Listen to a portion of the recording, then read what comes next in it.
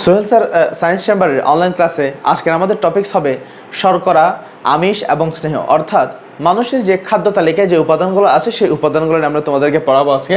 আমাদের প্রথম উপাদান হচ্ছে শর্করা বা কার্বোহাইড্রেটস। এই যে শর্করা, আমরা যে খাদ্যগুলো গ্রহণ করি তার মধ্যে সবচেয়ে গুরুত্বপূর্ণ যে অংশ আছে বা সবচেয়ে বেশি পরিমাণে গ্রহণ করি সেটা হচ্ছে শর্করা। তাহলে দেখো, শর্করার গাঠনিক একক হচ্ছে স্যাকারাইড। শর্করার গাঠনিক একক কি? স্যাকারাইড। এই যে স্যাকারাইড কথাটা আসছে স্যাক্কারন থেকে। স্যাকারাইড কথাটা কোত্থেকে আসছে? স্যাক্কারন থেকে আসছে। স্যাক্কারন মানে কি রে? স্যাক্কারন মানে হচ্ছে মিষ্টি জাতীয়। তাহলে স্যাকারাইড কথাটা আসছে স্যাক্কারন থেকে। স্যাক্কারন মানে হচ্ছে মিষ্টি জাতীয়। আসলে একটা কথা এখানে বলে রাখা ভালো, সকল শর্করা, যেমন শর্করা মানে গাঠনিক একক মানে স্যাকারাইড, স্যাকারাইড মানে স্যাক্কারন, স্যাক্কারন মিষ্টি জাতীয়। অনেকের কাছে মনে হতে পারে শর্করা মানেই মনে হয় মিষ্টি জাতীয়, আসলে কিন্তু তা নয়। কিছু কিছু শর্করা মিষ্টি, কিছু কিছু শর্করা আবার মিষ্টি নয়। তারপরেও শর্করার নামকরণ এই মিষ্টি জাতীয় কথাটা কেন রাখছে? কারণ প্রথম দিকে যে শর্করাগুলো পাওয়া গেছিল বা প্রথম দিকে আবিষ্কৃত যে শর্করা, সেই শর্করাগুলা কি ছিল? মিষ্টি জাতীয় ছিল বলে ওই নামটা এখনো রেখে দিছে। আচ্ছা, এখন দেখো শর্করার প্রকারভেদ। কোনো কিছু যখন প্রকারভেদ করতে যাও আমাকে বুঝতে হবে এটা কিসের ভিত্তিতে। প্রথম হচ্ছে গঠনের ভিত্তিতে। গঠনের ভিত্তিতে শর্করা কয় ধরনের? 4 ধরনের। কয় ধরনের? 4 ধরনের। এখানে একটা কথা বলে রাখে ভালো, তোমাদের বইতে বা এসএসসি লেভেলে শর্করার প্রকারভেদ দিছে 3 ধরনের। তাহলে তোমরা জেনে রাখবা আসলে কিন্তু শর্করা 4 ধরনের। তবে আমাদের বইতে বা বোর্ড বইতে যেহেতু 3 ধরনের লিখছে, আমরা 3 ধরনটা ফলো করব। তবে জেনে রাখার জন্য আমরা এখানে পড়াচ্ছি। তাহলে একটা হচ্ছে monosaccharide, disaccharide, oligosaccharide, polysaccharide.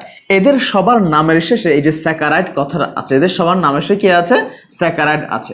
Saccharide মানে কি? শর্করা। শর্করা মানে কি? মিষ্টি জাতীয়।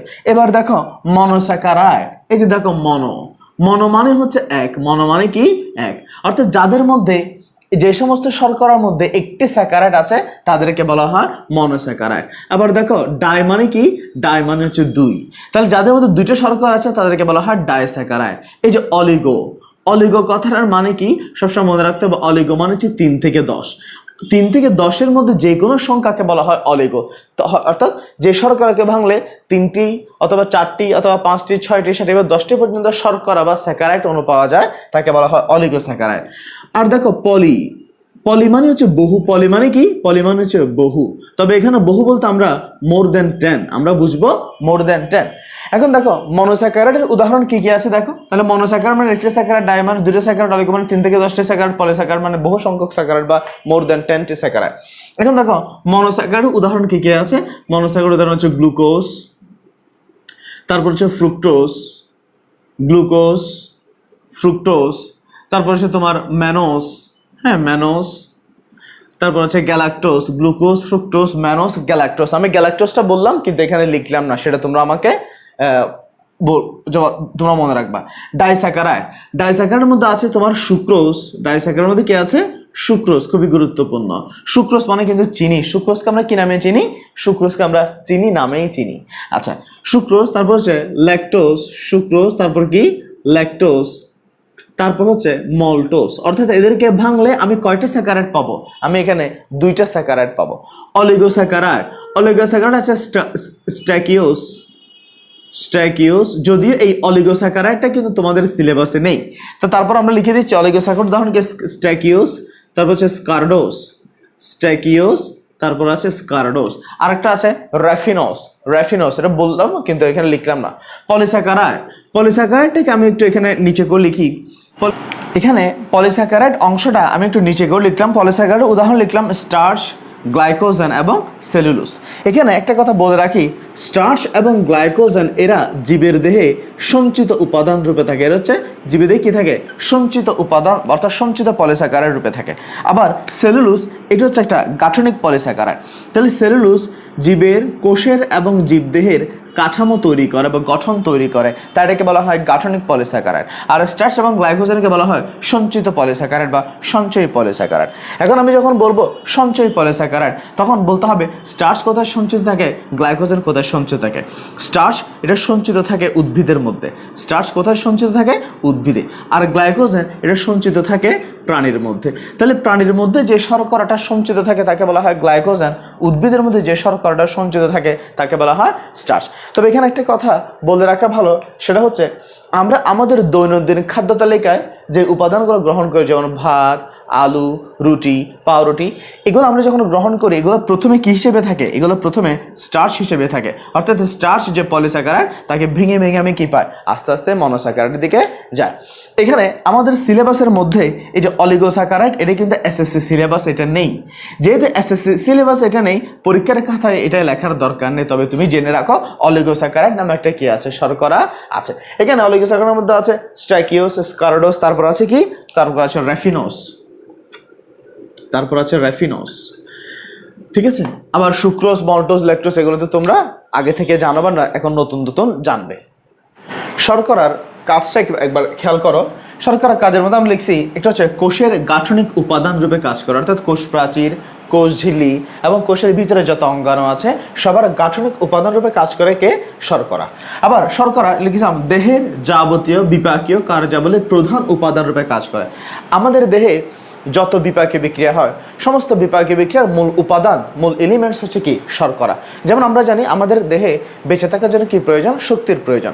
শক্তির চাহিদা আমরা কোত্থেকে পূরণ করব? খাদ্য থেকে, অর্থাৎ শ্বসনের মাধ্যমে শক্তি উৎপাদন হয়। এই যে শ্বসনটা কোত্থেকে হয়? আসলে শ্বসনটা হয় এই শর্করাকে জারিত করে। তাহলে দেখো আমরা জানি গ্লুকোজকে জারিত করলে কি উৎপন্ন হয়? আমাদের দেহে গ্লুকোজকে জারিত করলে কি উৎপন্ন হয়? শক্তি উৎপাদন হয়। অর্থাৎ তাহলে শক্তির উৎস রূপে কাজ করে কে? গ্লুকোজ। তাহলে লিখলাম শক্তির উৎস রূপে কি করে? কাজ করে। এবার দেখো সঞ্চিত উপাদান, আমরা একটু আগে যখন শর্করার প্রকারভেদ পড়াছিলাম তখন লিখছিলাম প্রাণী দেহে যে উপাদান সঞ্চিত থাকে তাকে বলা হয় গ্লাইকোজেন। শুধু যে গ্লাইকোজেন তা না, এটা আমি জাস্ট উদাহরণ দেওয়ার জন্য লিখছি। যেমন উদ্ভিদের দেহে যেটা সঞ্চিত থাকে তাকে আমরা কি বলি? স্টার্চ। তাহলে দেখো এখানে গ্লাইকোজেনের পাশাপাশি কি হতো? উদাহরণ হিসেবে তুমি কি দিতে পারো? স্টার্চও দিতে পারো। তাহলে সঞ্চিত খাদ্য উপাদান রূপে কাজ করে। আর যে বিভিন্ন জৈব চক্র, যেমন কেলভিন চক্র, ক্রেবস চক্র, ইলেকট্রন ট্রান্সপোর্ট সিস্টেম ইত্যাদি বিভিন্ন যত জৈব চক্র আছে সমস্ত জৈব চক্র মূল উপাদান হচ্ছে কে? শর্করা। তাহলে শর্করার কাজটা তোমাদেরকে ইম্পর্টেন্ট, এটা মনে রাখতে হবে। এরপর আমরা যাব প্রোটিনের অংশের মধ্যে। জীবের দ্বিতীয় প্রধান খাদ্য উপাদান হচ্ছে প্রোটিন বা আমিষ। এই যে আমি লিখলাম আমিষ বা প্রোটিন, এটার গাঠনিক একক কি? আচ্ছা তার আগে একটা কথা বলি, এই যে প্রোটিন বা আমিষ, এটা কথার আসছে কোত্থেকে? এই কথার আসছে প্রোটিওস থেকে। প্রোটিন কথার আসছে প্রোটিওস থেকে। প্রোটিওস মানে হচ্ছে মোস্ট ইম্পর্টেন্ট বা খুব গুরুত্বপূর্ণ। এটা হচ্ছে মোস্ট ইম্পর্টেন্ট বা খুব গুরুত্বপূর্ণ। প্রোটিওস কথার মানে হচ্ছে মোস্ট ইম্পর্টেন্ট। এখন দেখো প্রোটিনের গাঠনিক একক আমি লিখলাম, প্রোটিনের গাঠনিক একক হচ্ছে অ্যামাইনো অ্যাসিড। প্রোটিনের গাঠনিক একক অ্যামাইনো অ্যাসিড, এটা নিয়ে আমি তোমাদেরকে এখন একটা কথা বলবো। এই কথাটা আজীবন কাজে লাগবে এবং এটা খুবই বেসিক্যাল। এটা যদি ক্লিয়ার থাকে এইচএসসির অনেক পড়াও তোমার কাছে কি হবে? ইজি হবে। সেটা হচ্ছে এই যে প্রোটিনের গাঠনিক একক কি? Amino acid. দ্যাট মিনস একাধিক অ্যামাইনো অ্যাসিড মিলে গঠন করে পেপটাইড। একাধিক অ্যামাইনো অ্যাসিড মিলে কি গঠন করে? পেপটাইড। আর একাধিক পেপটাইড মিলে কি গঠন করে? একাধিক পেপটাইড মিলে গঠন করে পলিপেপটাইড। আবার একাধিক এই যে পলিপেপটাইড, এই পলিপেপটাইড মিলে গঠন করে প্রোটিন। পলিপেপটাইড মিলে কি গঠন করে? প্রোটিন। তাহলে দেখো একটা জিনিস খেয়াল করো, একাধিক অ্যামাইনো অ্যাসিড মিলে পেপটাইড, একাধিক অ্যামাইনো অ্যাসিড মিলে পেপটাইড, আর একাধিক পেপটাইড মিলে পলিপেপটাইড, আর একাধিক পলিপেপটাইড মিলে প্রোটিন। কথাটাকে আমি যদি একটু উল্টা করে বলি, তাহলে প্রোটিনকে ভাঙলে কি পাবো? পলিপেপটাইড। পলিপেপটাইডকে ভাঙলে পাবো পেপটাইড। পেপটাইডকে ভাঙলে পাবো অ্যামাইনো অ্যাসিড। দ্যাট মিনস প্রোটিনের গাঠনিক একক হচ্ছে অ্যামাইনো অ্যাসিড। এই যে এই লাইনটা খুব ভালো করে মনে রাখবা তোমরা। এবার হচ্ছে প্রোটিনের প্রকারভেদ। প্রোটিন প্রকারভেদ, একটা হচ্ছে উদ্ভিজ আমিষ, একটা হচ্ছে প্রাণীজ আমিষ। যে আমিষ বা যে প্রোটিনগুলো আমরা উদ্ভিদ থেকে পাই তাদেরকে উদ্ভিজ আমিষ বলবো, আর যেগুলো প্রাণী থেকে পাই সেগুলো প্রাণীজ আমিষ। উদ্ভিদ থেকে কি কি পায় মুখে বলতেছি, এখানে লিখি নাই। সেটা হচ্ছে ডাল, শিমের বিচি, মটর। এই যে বিভিন্ন উদ্ভিদ থেকে যে আমিষগুলো পাবো তাদেরকে আমরা বলবো উদ্ভিজ আমিষ। তাহলে ডাল, শিমের বিচি, মটর দানা, হ্যাঁ এগুলো হচ্ছে উদ্ভিজ আমিষের উদাহরণ। আর প্রাণীজ আমিষ কি? প্রাণীজ আমিষ হচ্ছে মাছ, মাংস, ডিমের সাদা অংশ। মাছ, মাংস, ডিমের সাদা অংশ। ডিমের যেটা কুসুম আছে, ডিমের যেটা লাল অংশ আছে সেটা কিন্তু কি নয়? প্রোটিন নয়, এটা হচ্ছে স্নেহ বা এটা হচ্ছে লিপিড। তাহলে মাছ, মাংস, ডিমের সাদা অংশ এগুলো হচ্ছে প্রাণীজ আমিষ। এখানে একটা কথা বলে রাখি, গুণগত মানের দিক দিয়ে, অ্যামাইনো অ্যাসিডের গঠনের দিক দিয়ে উদ্ভিজ আমিষের তুলনায় প্রাণীজ আমিষ উৎকৃষ্ট। উদ্ভিজ আমিষের তুলনায় প্রাণীজ আমিষ কি উৎকৃষ্ট। তাহলে গুণগত বৈশিষ্ট্যের দিক দিয়ে, অ্যামাইনো অ্যাসিডের গঠনের দিক দিয়ে বা অ্যামাইনো অ্যাসিডের প্রাপ্যতার দিক দিয়ে প্রাণীজ আমিষ কি উদ্ভিজ আমিষের চেয়ে বেটার। এবার আসো প্রোটিনের কাজের মধ্যে আমি এখানে লিখছি, এর আগে আমরা যে শর্করা কাজ লিখছিলাম সেখানেও কিছু পড়াইছি, ওই পড়ার সাথে মিল আছে। সেটা হচ্ছে প্রোটিনের কাজ হচ্ছে কোষের গাঠনিক উপাদান রূপে কাজ করে। শর্করা কিন্তু কোষের কি করতো, গাঠনিক উপাদান রূপে কাজ করতো। শর্করার ওখানে একটা কথা লিখছিলাম, দেহের যাবতীয় বিপাকীয় কার্যাবলীর প্রধান উপাদান রূপে কাজ করে। আমি যখন শর্করা পড়াইছি তোমাকে তখন লিখছিলাম দেহের যাবতীয় বিপাকীয় কার্যাবলীর প্রধান উপাদান, বাট এটাই হচ্ছে এখানে লিখছি দেহের যাবতীয় বিপাকীয় কার্যাবলীর প্রধান কি, দেখো প্রধান নিয়ন্ত্রক লিখছি। প্রধান কি লিখছি, নিয়ন্ত্রক। তাহলে দেহের যাবতীয় বিপাকীয় কার্যাবলীর প্রধান উপাদান হচ্ছে শর্করা, কিন্তু নিয়ন্ত্রককে প্রোটিন। এটা নিয়ে আমি তোমাকে একটা ইংলিশে একটা সেন্টেন্স পড়াই তোমাদেরকে, বায়োলজির মাঝখানে একটা ইংলিশ পড়াই তোমাদেরকে। আমি যদি তোমাকে একটা ইংলিশ পড়াই, সেটা হচ্ছে আমি তোমাকে একটা সেন্টেন্স বলি, আমি বললাম আই ইট রাইস। আমি বললাম আই ইট রাইস, আমি ভাত খাই। এই যে আমি যে সেন্টেন্সটা লিখলাম সেই সেন্টেন্সের মধ্যে সাবজেক্ট কে, কর্তা কে, সাবজেক্ট হচ্ছে I, subject K I eat rice, আমি কি করি, আমি ভাত খাই। এই যে আই ইট রাইস, এখানে অবজেক্টকে আমি কাকে নিয়ে কাজটা করলাম, আমি এখানে ভার্ব হচ্ছে ইট। তাহলে আই হচ্ছে সাবজেক্ট আর ভার্ব হচ্ছে ইট, আর অবজেক্টকে আমি কাকে নিয়ে কাজটা করলাম, আমি কাজটা করলাম অবজেক্ট, অর্থাৎ অবজেক্ট হচ্ছে রাইস, অবজেক্ট কি রাইস। তাহলে দেখো আমি যে সেন্টেন্সটা বললাম, আমি বললাম আই ইট রাইস, এখানে সাবজেক্ট হচ্ছে আই, কর্তা হচ্ছে আই। কর্তা যে কাজটা করে কাকে নিয়ে কাজটা করে, রাইসকে নিয়ে। ঠিক তেমনি একটা জীবদেহে, একটা জীবকোষে যত বিক্রিয়া হয়, যত কাজ হয়, সব কাজের মূল সাবজেক্ট হচ্ছে প্রোটিন। আমাদের দেহের সব কাজের মূল সাবজেক্টকে প্রোটিন। প্রোটিন যে কাজটা করবে কাকে নিয়ে, অবজেক্টকে নিয়ে। অবজেক্ট হচ্ছে শর্করা, অবজেক্ট হচ্ছে কি শর্করা, এটা মাথায় রাখবা, এটা কিন্তু তোমাকে বুঝতে হবে। তাহলে এবার দেখো দেহের যাবতীয় বিপাকীয় কার্যাবলী প্রধান শর্করা ছিল উপাদান, আর এটা হচ্ছে কি নিয়ন্ত্রক। এই যে দেহের প্রতিরক্ষা দান করে, দেহের কি দান করে, প্রতিরক্ষা। আমাদের দেহে যদি কোনো জীবাণু প্রবেশ করে বা বহিঃশত্রু গুণ আক্রমণ করে, এই যে এদেরকে যে দূর করতে হবে, এদের দূর করার জন্য যে অস্ত্র লাগে সেটা হচ্ছে অ্যান্টিবডি। এই অ্যান্টিবডি এক ধরনের প্রোটিন, অ্যান্টিবডি এক ধরনের কি প্রোটিন। আবার আমাদের দেহে বিভিন্ন হরমোন এনজাইম কাজ করে, এগুলো কিন্তু কি প্রোটিন। তাহলে একটা হচ্ছে দেহে অ্যান্টিবডি দান করা, একটা হচ্ছে শক্তির উৎস রূপে কাজ করে। কি কাজ করে, শক্তির উৎস রূপে কাজ করে। আমিষের মধ্যে একটা গুরুত্বপূর্ণ টপিক আমরা এখন আলোচনা করবো। আমরা সবাই জানি আমিষের গাঠনিক একক কি, আমরা জানি আমিষের গাঠনিক একক হচ্ছে অ্যামাইনো অ্যাসিড। একটা জীবদেহ গঠন করতে গেলে বা একটা জীবদেহের মধ্যে আমাদের যে কোষে বা আমাদের যে দেহ, আমাদের দেহের মধ্যে বিভিন্নভাবে মোট 20 থেকে 22 ধরনের, তাহলে আমাদের দেহে আসলে 20 থেকে 22 ধরনের অ্যামাইনো অ্যাসিড আমাদের দেহের যাবতীয় গুরুত্বপূর্ণ ভূমিকা কি করে, পালন করে। তাহলে আমি আবারও বলি, আমাদের দেহের যাবতীয় কাজের সবচেয়ে গুরুত্বপূর্ণ উপাদান হচ্ছে কোনটা, প্রোটিন। এই প্রোটিনের গাঠনিক একক হচ্ছে অ্যামাইনো অ্যাসিড। একটা জীবদেহের মধ্যে কয় ধরনের অ্যামাইনো অ্যাসিড কাজ করে, 20 থেকে কয় ধরনের, 22 ধরনের। এটা আসলে হবে 20 থেকে, এটা আসলে হবে 20, তবে তোমাদের বইতে 20 থেকে কি লিখছে, 22 লিখছে। তো আমরা সেজন্য 20 থেকে 22 লিখছিলাম, তবে এটা আসলে হবে কি 20 ধরনের। তাহলে জীবদের মধ্যে টোটাল যে 20 ধরনের অ্যামাইনো অ্যাসিড আছে, এই 20 ধরনের অ্যামাইনো অ্যাসিড চাহিদা পূরণ করার জন্য আমরা বিভিন্ন ধরনের খাদ্য কি করি, গ্রহণ করি। এক একটা খাদ্যের মধ্যে এক একটা অ্যামাইনো অ্যাসিড। এই অ্যামাইনো অ্যাসিডের নামগুলো তোমরা এইচএসসিতে আরো বিস্তারিত পড়বা। তারপরও আমি তোমাকে জাস্ট একবার এমনিতে নামগুলো একবার বলি। যেমন অনেকগুলো নাম আছে, এর মধ্যে একটা হচ্ছে phenyl alanine, valine, tryptophan, tyrosine, isoleucine, methionine, histidine, alanine, leucine, lysine. এগুলো হচ্ছে বিভিন্ন ধরনের অ্যামাইনো অ্যাসিড, এগুলো তোমাদের লাগবে না। এখন দেখো জাস্ট তোমাকে বোঝানোর জন্য বলতেছি, মনে করো ভাত যদিও শর্করা জাতীয় খাদ্য, ভাতের মধ্যে কিছু অ্যামাইনো অ্যাসিড আছে। জাস্ট ধরে নিচ্ছি ভাতের মধ্যে মনে করো মেথিওনিন এই অ্যামাইনো অ্যাসিডটা আছে। আবার মনে করো মাংস, তাহলে মাংসের মধ্যে কি আছে, মনে করো ধরে নিলাম লিউসিন নামক অ্যামাইনো অ্যাসিডটা আছে। এটা যে মাংসের মধ্যে আছে তা না, আমি যা ধরে নিচ্ছি। আবার মনে করো ডালের মধ্যে মনে করো একটা অ্যামাইনো অ্যাসিড আছে, তার নাম হচ্ছে লাইসিন, তার নাম কি লাইসিন। আবার মনে করো ডিমের মধ্যে একটা অ্যামাইনো অ্যাসিড আছে, তার নাম মনে করো আমি বললাম অ্যালানিন, তার নাম আমি কি বললাম অ্যালানিন। এখন একটা কথা হচ্ছে, যদি তুমি মেথিওনিন পেতে চাও তাহলে তোমাকে ভাত জাতীয় খাবার খেতে হবে। যদি লিউসিনটা পেতে চাও মাংস খেতে হবে। লাইসিন পেতে চাইলে ডাল খেতে হবে। অ্যালানিন পেতে হলে ডিম খেতে হবে। অর্থাৎ এক একটা অ্যামাইনো অ্যাসিডের চাহিদা পূরণ করার জন্য আমাকে এক এক ধরনের খাবারে আমাকে কি করতে হয়, গ্রহণ করতে হয়। অর্থাৎ আমি যদি বিভিন্ন ধরনের খাবার গ্রহণ করি আমি বিভিন্ন অ্যামাইনো অ্যাসিডের চাহিদা কি করতে পারবো, পূরণ করতে পারবো। অনেকে বলে বা অনেকে যে বলে যে দৈনন্দিন কথাবার্তার মধ্যে বলে যে আমি তো মাংস খাই না, আমি তো মাংস খাই না। আসলে যে মাংস খাবে না তাহলে তার মধ্যে কিসের অভাব হবে, লিউসিনের অভাব হবে। তাহলে একটা পুষ্টি উপাদান যদি অভাব হয় তাহলে তার খাবারটা কি হবে না, ব্যালেন্স ডায়েট হবে না। অন দ্য আদার হ্যান্ড অনেকে বলতে পারে স্যার আমি তো ডাল খাই না, তাহলে যে ডাল খাবে না তার কিসের অভাব হবে, লাইসিনের অভাব হবে। লাইসিনের অভাব হলে তারটা কি হবে না, ব্যালেন্স ডায়েট হবে না। এখান থেকে আমরা একটা কথাই জানতে পারি, যদি তোমাকে ব্যালেন্স ডায়েট বা ভারসাম্যপূর্ণ খাবার গ্রহণ করতে হয় তোমাকে বিভিন্ন ধরনের খাদ্য কি করতে হবে, গ্রহণ করতে হবে।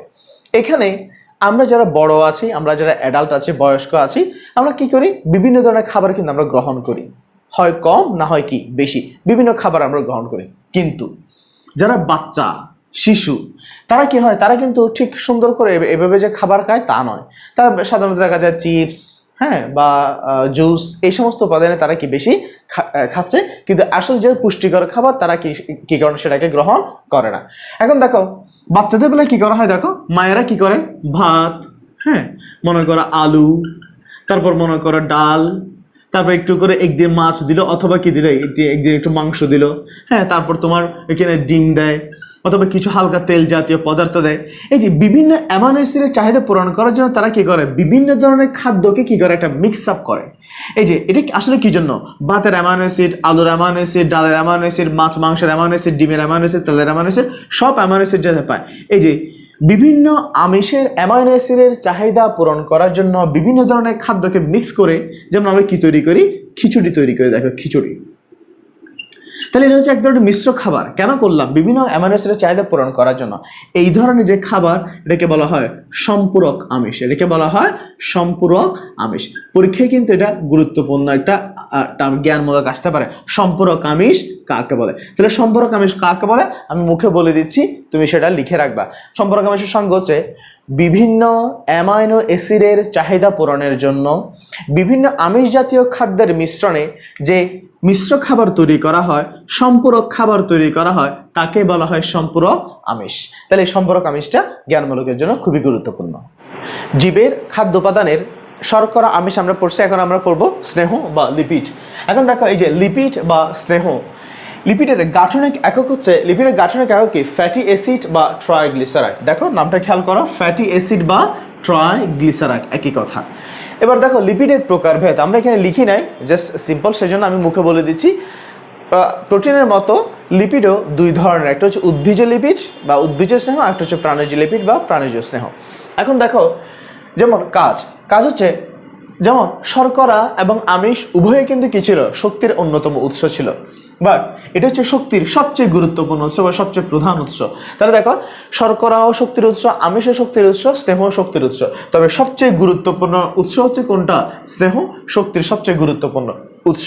এবার দেখো কোষের গাঠনিক উপাদান রূপে কাজ করে ভিটামিনের পরিবাহক রূপে। এই যে ভিটামিন এর পরিবাহক রূপে, এটা আমরা পড়ছি, আমরা জানি ভিটামিন দুই ধরনের, একটা পানিতে দ্রবণীয়, একটা চর্বিতে দ্রবণীয়। যে সমস্ত ভিটামিন সমূহ চর্বিতে দ্রবণীয়, ওই সমস্ত ভিটামিন কাজ করতে গেলে বা কাজ করার জন্য কি প্রয়োজন হয়, চর্বি বা লিপিডের প্রয়োজন হয়। তাহলে লিপিড যদি থাকে ওই ভিটামিনগুলো কি হতে পারে, পরিবাহিত হতে পারে। আমরা দেখো দেহের তাপমাত্রা নিয়ন্ত্রণ করে, এটা কিন্তু খুব গুরুত্বপূর্ণ একটা পয়েন্ট। চর্বি কি করে, দেহে তাপ সঞ্চিত রাখে। যখন আমাদের দেহের তাপমাত্রা কোনো কারণে যদি তাপমাত্রা কমে যায়, হাইপোথার্মিয়া হয়। হাইপো মানে কম, থার্মিয়া মানে থার্ম মানে টেম্পারেচার বা তাপমাত্রা। যদি কোনো কারণে দেহের তাপমাত্রা কমে যায়, এই চর্বি কি সৃষ্টি করে, দেহের তাপটা কি করে, মেনটেন করে। এখানে দেখো তাহলে জীবের যাবতীয় কাজের জন্য এবং যাবতীয়, এখানে একটা কথা লেখা হয় আমি লিখে দিচ্ছি, যাবতীয় বিপাকীয় কার্যাবলী কি করে, যাবতীয় বিপাকীয় কার্যাবলীতে তার ভূমিকা আছে, বিপাকীয় কার্যাবলীতেও তার কি আছে, ভূমিকা আছে, বিপাকীয় কার্যাবলীতে ভূমিকা। এখন দেখো একটা জীবের মধ্যে বা একটা মানুষে তার যাবতীয় কাজের জন্য কি লাগতেছে, শর্করা এবং আমিষের মতো স্নেহের প্রয়োজন। একটা মানুষের দেহে দৈনিক কতটুকু স্নেহের প্রয়োজন হয়, দৈনিক 50 থেকে 60 গ্রাম, একটা মানুষের দৈনিক 50 থেকে 60 গ্রাম কিসের প্রয়োজন হয়? স্নেহের প্রয়োজন হয়। এটা কিন্তু এমসিকিউর জন্য একটা গুরুত্বপূর্ণ একটা পয়েন্ট। বিভিন্ন খাদ্য সম্পর্কে আমরা জানলাম। এখন আমরা এই খাদ্যগুলো আমরা কেন গ্রহণ করি? আমরা খাদ্যগুলো গ্রহণ করি শক্তির চাহিদা পূরণ করার জন্য। কথা হচ্ছে কি খাদ্য থেকে, কোন খাদ্য থেকে কি পরিমাণ শক্তি আমি পাই সেটা আমাকে একটু দেখতে হবে। যেমন আমরা বললাম আমরা শর্করা, আমাদের খাদ্য হচ্ছে কি আসলে শর্করা, তারপর হচ্ছে কি আমিষ, তারপর হচ্ছে স্নেহ। শর্করা, আমিষ এবং কি স্নেহ। কত হচ্ছে এই শর্করা থেকে আমরা কি পরিমাণ খাবার কি পরিমাণ শক্তি পেয়ে থাকি? তাহলে আমরা এক গ্রাম শর্করা থেকে 4.1 ক্যালোরির শক্তি আমরা পেয়ে থাকি। অর্থাৎ তুমি যদি 1 গ্রাম পার গ্রাম, 1 গ্রাম শর্করা খেলে ওখান থেকে 4.1 ক্যালোরির শক্তি পাবা। আবার যদি আমিষ খাও তাও কিন্তু কি 1 গ্রাম আমিষ থেকে 4.1 ক্যালোরির শক্তি পাওয়া যায়। অন দ্য আদার হ্যান্ড স্নেহ থেকে 9.1 ক্যালোরি শক্তি পাওয়া যায়। তাহলে প্রতি গ্রাম আমিষ শর্করা থেকে 4.1, প্রতি গ্রাম আমিষ থেকে 4.1, কিন্তু প্রতি গ্রাম স্নেহ থেকে কি 9.1। আমরা একটা কথা বলছিলাম শক্তির সবচেয়ে গুরুত্বপূর্ণ উৎস কোনটা? স্নেহ। অর্থাৎ স্নেহ থেকে ক্যালোরি বেশি পাওয়া যায়। তোমাদের বইতে যদি এই মানগুলো যদি সেম করে না থাকে, তোমরা তোমাদের বইটা কি করবা? ফলো করবা। এখন আমি যদি তোমাকে একটা কথা বলি যে মনে করেছে আমি কোত্থেকে কতটুকু পাবো সেটা আমি জানি। এখন আমি তোমাকে একটা উদ্দীপক দিলাম, সেটা হচ্ছে আমি বললাম, মনে করো আমি বললাম মিস্টার এক্স, আমি বললাম মিস্টার এক্স, আমি বললাম তিনি দৈনিক, মিস্টার এক্স দৈনিক, হ্যাঁ দৈনিক সে, আমি বললাম সে 110 গ্রাম ভাত, 110 গ্রাম কি খায়? সে ভাত খায়। এবং আমি বললাম সে 90 গ্রাম ডাল, 90 গ্রাম কি খায়? সে ডাল খায়। এবং আমি বললাম সে 70 গ্রাম বিভিন্ন ধরনের তেল, চর্বি বা লিপিড জাতীয় খাবার গ্রহণ করে। আমি তেল চর্বি না লিখে আমি কি করলাম? লিপিড জাতীয় খাবার কি করলেন। তাহলে মিস্টার এক্স দৈনিক এত গ্রাম ভাত, এত গ্রাম ডাল এবং 70 গ্রাম লিপিড মনে করে এরকম করে খাবার গ্রহণ করে। তাহলে আচ্ছা, তিনি যদি এই পরিমাণ খাবার যদি তিনি গ্রহণ করেন, আসলে খাবার গ্রহণ করে কেন? ক্যালোরির জন্য। তাহলে তিনি কি পরিমাণ ক্যালোরি গ্রহণ করেন? এবার আমরা মাপি। তাহলে দেখো ভাত, আসলে ভাত এক ধরনের কি শর্করা, ভাত এক ধরনের কি শর্করা। আমরা জানি শর্করার 1 গ্রাম থেকে কতটুকু পায়? 4.1। তাহলে 1 গ্রাম থেকে যদি এতটুকু পায়, উনি ভাত গ্রহণ করেন কত? 110। ঠিক আছে, তাহলে এখানে মান আসবে। একইভাবে ডাল গ্রহণ করেন কত? হলে 4.1 ইন্টু তিনি ডাল গ্রহণ করেন কতটুকু? 90 গ্রাম ইন্টু কত? 90। আবার আমি যদি বলি লিপিড বা তেল চর্বি, তিনি লিপিড জাতীয় খাবার গ্রহণ করেন দৈনিক কত? 70। তাহলে 1 গ্রাম লিপিড থেকে পাওয়া যাবে কত? 9.1 ইন্টু, তাহলে তিনি গ্রহণ করেন 70। এখন এই মানগুলো আমাকে কি করতে হবে? বসাতে হবে। এই মানগুলো দেখো আমি কি করলাম? গুণ করে আবার যোগ করলাম। তাহলে এটা হচ্ছে 451, শর্করা থেকে পায় 451 ক্যালোরি, ডাল বা প্রোটিন থেকে পায় 369 ক্যালোরি, লিপিড থেকে পায় 637 ক্যালোরি। আলটিমেটলি তিনি দৈনিক 1457 ক্যালোরির শক্তি তিনি কি করেন? গ্রহণ করেন। আচ্ছা, এটা তো তিনি গ্রহণ করেন, তিনি প্রতিদিন গ্রহণ করেন। কথা হচ্ছে আসলে তার কতটুকু দরকার সেটা আমাকে জানতে হবে। আমি গ্রহণ করি, বাট এটা কি আমার প্রয়োজন আছে এতটুকু, বা আমি কি কম গ্রহণ করতেছি, সেটা আমাকে জানতে হবে। তাহলে এটার জন্য আমাকে জানতে হবে কি? দৈনন্দিন প্রয়োজন। একটা মানুষের দৈনন্দিন কতটুকু কি পরিমাণ ক্যালোরি প্রয়োজন সেটা কিন্তু তোমাদের বইতে বিএমআর দিয়ে প্রকাশ করছে। তবে তুমি এটা সিম্পল একটা হিসাব রাখতে পারো, সেটা হচ্ছে এটা জাস্ট জানার জন্য। তাহলে আমাদের দৈনন্দিন কতটুকু ক্যালোরির প্রয়োজন মনে রাখতে হবে। দৈনন্দিন ক্যালোরির প্রয়োজন হচ্ছে 1 ক্যালোরি ইন্টু, এটা হিসাব কিভাবে করব? ওজন, একটা মানুষের ওজনটা দেখতে হবে, ইন্টু 24, ইন্টু কত? 24। আচ্ছা 24 কেন? 24 মানে হচ্ছে 24 ঘন্টা। 24 একদিন মানে কয় ঘন্টা? আমি লিখছি দৈনন্দিন, তাহলে একদিন মানে কয় ঘন্টা? 24 ঘন্টা। সেজন্য এখানে 24টা রাখা হয়। অর্থাৎ তুমি যদি আমার দৈনন্দিন কতটুকু ক্যালোরি প্রয়োজন সেটা বের করতে চাও, তাহলে আমার ওজনকে 1 দিয়ে গুণ করতে হবে এবং 24 দিয়ে কি করতে হবে? গুণ করতে হবে। আচ্ছা আমি মিস্টার এক্স একটা বলি, তাহলে মিস্টার এক্স দৈনিক এতটুকু গ্রহণ করেন। আমি এখানে লিখে দিলাম তার ওজন, আমি লিখলাম তার ওজন 60 কেজি। তার ওজন কত? 60 কেজি। তাহলে মিস্টার এক্স এর ওজন কত? 60 কেজি। আমাকে যখন ওজন দেয়া থাকবে, আমি তার প্রয়োজনটা বের করতে পারবো। তাহলে আমি আগে মিস্টার এক্স এর প্রয়োজনটা বের করি। তাহলে লিখলাম এখানে 1 ইন্টু তার ওজন কত? 60 ইন্টু কত? 24। এটা গুণ করলে দেখা যায় এটা আসে কত? 1440 ক্যালোরি। অর্থাৎ এটা হচ্ছে তার প্রয়োজন। দেখো তার প্রয়োজন কত? 1440 ক্যালোরি। কিন্তু তিনি গ্রহণ করেন কত? 1457 ক্যালোরি। তাহলে তার প্রয়োজনের তুলনায় সে কি করে? বেশি পরিমাণে খাবার বা বেশি পরিমাণে ক্যালোরি গ্রহণ করে। এটা ইম্পর্টেন্ট। তাহলে একটা হচ্ছে আমার কতটুকু প্রয়োজন আর আমি কতটুকু গ্রহণ করি। এটা কেন প্রয়োজন বলি? আমাদের দৈনন্দিন যতটুকু দরকার আমরা যদি তার চেয়ে কম পরিমাণে গ্রহণ করি তাহলে আমরা অপুষ্টিতে ভুগবো। আবার যতটুকু দরকার তার চেয়ে যদি বেশি পরিমাণে গ্রহণ করি তাহলে আমরা অতিরিক্ত পুষ্টি বা ওভার পুষ্টি বা ওবেসিটি বা মোটা হয়ে যাব। আর আমরা যতটুকু আমাদের প্রয়োজন আমরা যদি ততটুকু গ্রহণ করি এটাকে বলা হয় ব্যালেন্স ডায়েট। এটাকে কি বলা হয়? Balance diet. তাহলে এই ব্যালেন্স ডায়েটের জন্য তোমার কি পরিমাণ প্রয়োজন এবং তুমি কি পরিমাণ নিচ্ছ সেটা তোমাকে কি করতে হবে? জানা থাকতে হবে। যারা লাইফস্টাইলটা অনেক বেশি স্ট্রিক্টলি মেনটেন করে, বিশেষ করে যারা সেনাবাহিনীতে চাকরি করে বা যারা নায়ক অর্থাৎ যারা মডেলিং করে, হ্যাঁ, বা যারা প্লেয়ার আছে, খেলোয়াড় আছে, ক্রিকেট খেলোয়াড়, ফুটবল খেলোয়াড়, তারা কিন্তু এটা কি করে? মেনটেন করে তার কি পরিমাণ দরকার এবং সে কি পরিমাণ নিচ্ছে। এই যে এটা কেন দরকার? সুস্থ সবল একটা লাইফ কাটানোর জন্য, হেলদি লাইফ লিড করার জন্য তোমাকে তুমি কি পরিমাণ প্রয়োজন এবং কি পরিমাণ তুমি নিচ্ছ সেটা তোমাকে কি করতে হবে? জানা থাকতে হবে। তবে আমরা যারা সাধারণ মানুষ আছি আমরা কিন্তু এভাবে মেনটেন করি না। যার কারণে আমি যদি এভাবে মেনটেন না করি তাহলে আমরা কি হয়ে যায়? আমরা কথায় বলি যে আমরা কি হয়ে যাচ্ছে? মোটা হয়ে যাচ্ছে। মানুষ বলে যে কিরে তুমি কিছু খাও নাই কেন, তুমি এত শুকনা কেন? তার মানে কি আমাকেও কি করতে হবে? মাঝে মাঝে আমাকেও কি করতে হবে? চেক এন্ড একটা ব্যালেন্স করতে হবে। তাই কি আমি কিভাবে চেক করবো? আমি তো আর বড় সুপারস্টার না, বা আমি তো এইভাবে মেনটেন করার সাথে ঝামেলা। আমি কিভাবে মেনটেন করবো? এই যে মেনটেন কিভাবে করবা, কিভাবে তুমি বুঝতে পারবা যে তোমার ক্যালোরিটা ঠিক আছে কিনা, তোমার হেলথের অবস্থা কি, এই যে সূচকগুলা, সেই সূচকগুলো নিয়ে তোমাদেরকে আমরা পড়াবো এখন। তাহলে চাহিদার তুলনায় আমার ক্যালোরির যে গ্রহণ করার যে সূচকটা অথবা আমার উচ্চতার সাথে আমার ওজনটা ঠিক আছে কিনা, এগুলোকে আমরা কিছু স্ট্যান্ডার্ড স্কেল দ্বারা কি করি? মেজারমেন্ট করি, স্ট্যান্ডার্ড কিছু মান দ্বারা বিবেচনা করি, অর্থাৎ কিছু সূচক ব্যবহার করি। এই যে সূচকের মধ্যে দুটো গুরুত্বপূর্ণ সূচক, একটা হচ্ছে বিএমআর, একটা হচ্ছে বিএমআই।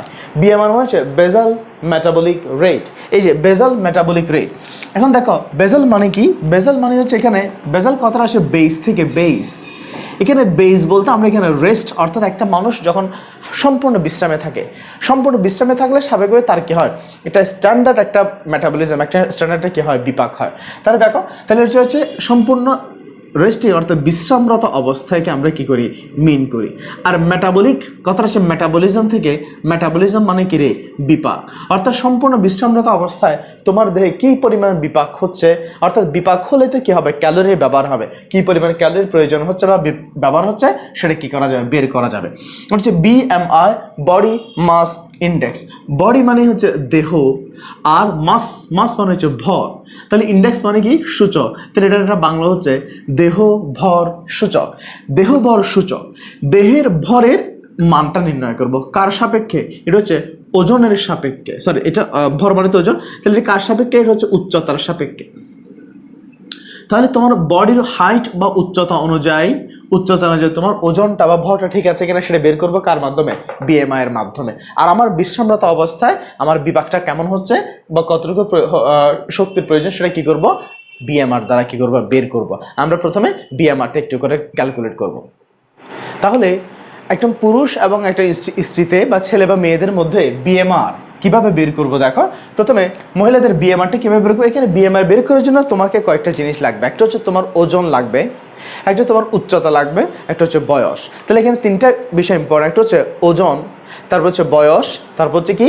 উচ্চতা। তাহলে দেখো, ওজনটা প্রয়োজন, উচ্চতা প্রয়োজন, আরটা কি প্রয়োজন? বয়সটা প্রয়োজন। তাহলে দেখো, একটা মেয়ের ক্ষেত্রে আমি প্রথমে 655, এগুলো হচ্ছে বিজ্ঞানীরা অনেক ক্যালকুলেশন করে একটা কি বের করছেন? সূত্র বের করছেন। আমাদেরকে এভাবে ফলো করতে হবে। তাহলে হচ্ছে 655 যোগ 9.6কে ওজন দ্বারা গুণ করব। ওজনকে কোন এককে? কেজিতে। এখানে কিন্তু বলা আছে কেজিতে, কারণ ওজনকে কিন্তু কিসে মাপা যায়? আবার পাউন্ডেও মাপা যায়। আমরা পাউন্ডে মাপবো না, আমরা মাপবো কিসে? কেজিতে। উচ্চতা কিন্তু সেন্টিমিটার এককে। কোন এককে? সেন্টিমিটার এককে। যেমন আমরা মিটারে বলবো না, এটা হচ্ছে সেন্টিমিটারে। তাহলে উচ্চতাকে 1.8 দ্বারা গুণ করতে হবে।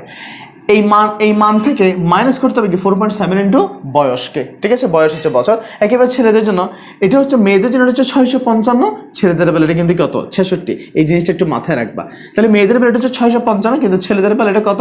66। একেবারে ওজনকে গুণ করবো কত? ছেলেদের বেলায় 13.7 দ্বারা। আর উচ্চতাকে গুণ করবো কত? 5 দ্বারা। দেখো, মেয়েদের বেলায় ওজনকে গুণ করা হয় 9.6 আর ছেলেদের বেলায় কত 13.7। মেয়েদের বেলায় ওজনকে গুণ করা হয় 1.7 আর ছেলেদের বেলায় কত 5। তাহলে যেটা মেয়েদের বেলায় যেটা এখানে ছেলেদের মেয়েদের তুলনায় ছেলেদের যেখানে এখানে কমাই দিছে সেটা কিন্তু আবার এদিকে কি করে দিছে একটা ব্যালেন্স করে দিছে। একইভাবে এখানে বয়সকে গুণ করে কত দ্বারা 6.8 দ্বারা। এই সূত্র ব্যবহার করে আমরা বিএমআরটা কি করব ব্যবহার করব। আসলে এই সূত্রটা একটু যদিও লম্বা তবে একটু তোমাকে কষ্ট করে কি করতে হবে মনে রাখতে হবে। বিএমআর এর মতো আরেকটা সূচক হচ্ছে বিএমআই বা বডি মাস ইন্ডেক্স। একটা মানুষের বিএমআই কিভাবে বের করব?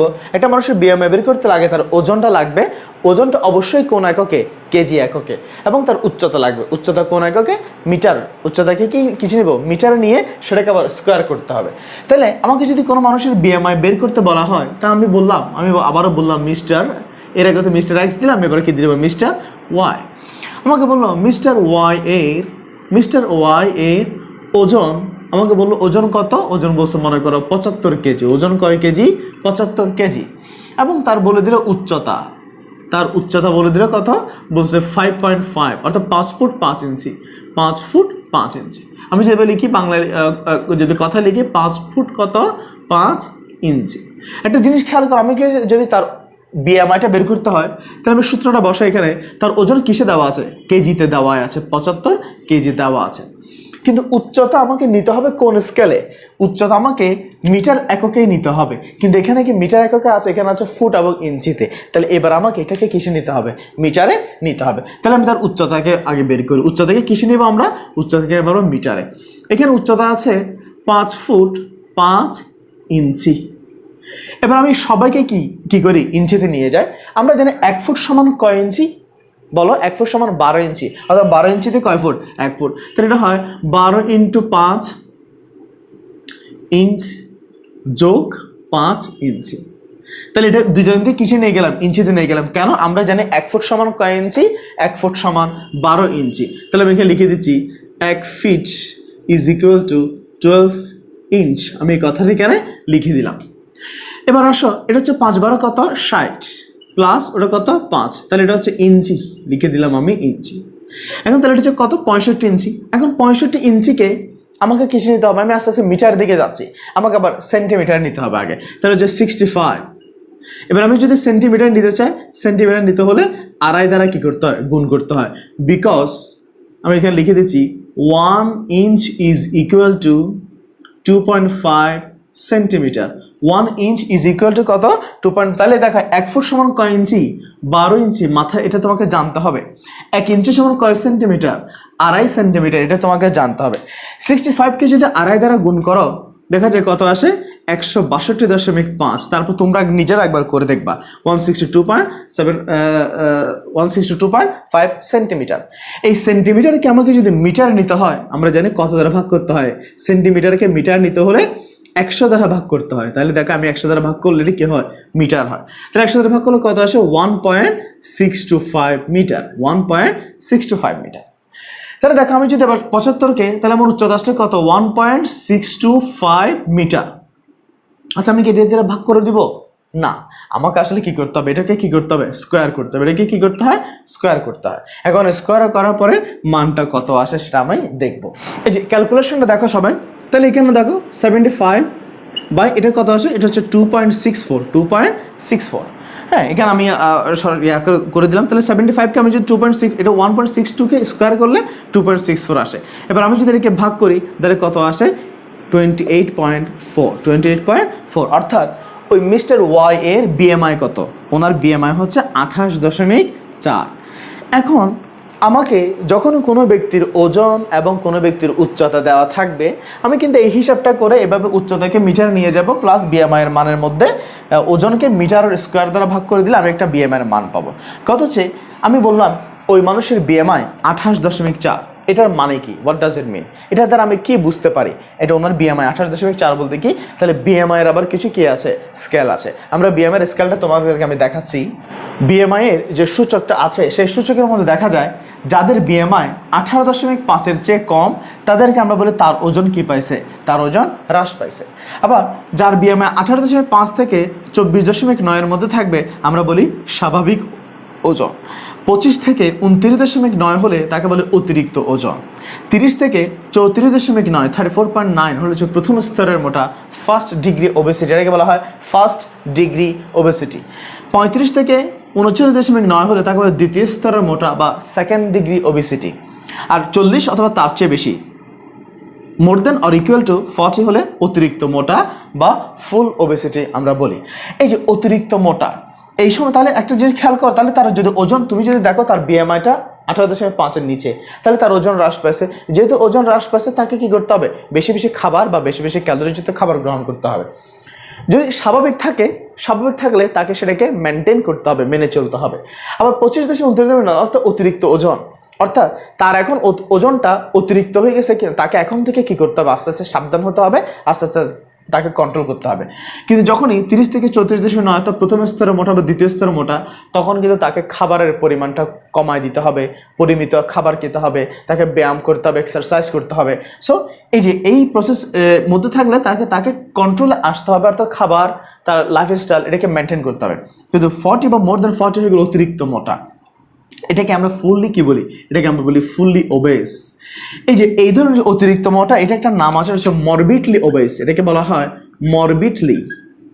মরবিড ওবেসিটি বা মরবিডলি ওবেস। তাহলে যে মরবিড মানে কি? মরবিড মানে হচ্ছে মরণক্ষম, ডেথলি, খুব খারাপ তার কি হবে? রোগ হতে পারে। যেমন আমি বললাম মরবিড মানে কি? মরবিড মানে হচ্ছে মরণক্ষম, অর্থাৎ মৃত্যুর ঝুঁকি বাড়ে। কেন বাড়ে? কারণ কি এখানে ডায়াবেটিস, এখানে কি হয় তাদের বেলায়? ডায়াবেটিস, তারপর হচ্ছে ব্লাড প্রেশারের ইমব্যালেন্স হওয়া, এই সমস্ত সমস্যা। তারপর হার্টের প্রবলেম, হ্যাঁ, মানুষের হার্টের যে প্রবলেম, তাহলে ডায়াবেটিস হয়, হৃৎপিণ্ডের বিভিন্ন সমস্যা হতে পারে বা হার্টের প্রবলেম হতে পারে। ব্লাড প্রেশার, এটা কি? ব্লাড প্রেশারে কি হতে পারে? ইমব্যালেন্স হতে পারে। এই সমস্ত অসুখগুলো তার মধ্যে প্রবলভাবে দেখা যাওয়ার সম্ভাবনা বাড়ে। এবার দেখো এই যে মিস্টার ওয়াই এর যে বিএমআইটা বের করেছিল, এটা কত? 28.4। এই 28.4টা কেন কোথায় আছে? এটা আছে কোথায় আসলে? এটা আছে অতিরিক্ত ওজনের মধ্যে। তাহলে আমাদের মিস্টার ওয়াই, সে কিন্তু এখন কোথায় আছে? অতিরিক্ত ওজনে আছে, অর্থাৎ তাকে এখন থেকে কি হতে হবে? সাবধান হতে হবে। এরকম বইয়ে বিএমআই থেকে বিভিন্ন তোমাকে মানগুলো দেওয়া থাকবে, ওজন এবং উচ্চতা দেওয়া থাকবে, তোমাকে বিএমআই কি করতে হবে? বের করতে হবে। বিএমআই থেকে কিন্তু অনেক ইন্টারেস্টিং কিছু ম্যাথ আছে। আমরা পরীক্ষার সময় তোমাকে কিছু ম্যাথ দিব এবং জুম ক্লাসে আমরা আরো কিছু কথা তোমাদেরকে বলবো। সো আজকে এই ছিল আমাদের আলোচনার টপিকস। এর পরবর্তী ক্লাসে আমরা আরো বিস্তারিত অন্য টপিকস আলোচনা করব। ধন্যবাদ সবাইকে, ভালো থাকবে।